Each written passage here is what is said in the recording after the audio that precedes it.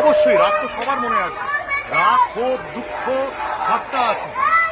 মানে এটা তো একটা সাংঘাতিক ঘটনা, এবং এরকম ঘটনা হয়তো আরো ঘটেছে, আরো কত ঘটেছে আমরা জানিও না।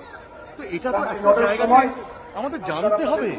আমরা তো প্রশ্ন করেছি, আমাদের তো প্রচুর প্রশ্ন আছে, সেই প্রশ্নের উত্তর কে দেবে? অনেক প্রশ্ন। এই যে কাণ্ডটা ঘটেছে আরজি করে, এটা কাণ্ড বলবো না, এটা একটা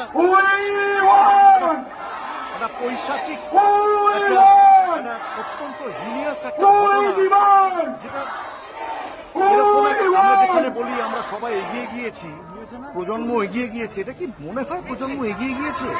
এইভাবে যদি চলতে থাকে তাহলে তো এই পৃথিবীটা এমনি ধ্বংস হয়ে যাবে। মানুষের বিশ্বাস, আত্মবিশ্বাস, মানুষের প্রত্যয়, মানুষের কর্মক্ষমতা, মানুষের মর্যাদা মানুষের, এভাবে তো মানুষের মুখ বন্ধ করা যাবে না। সবাই তো ক্ষোভে পেটে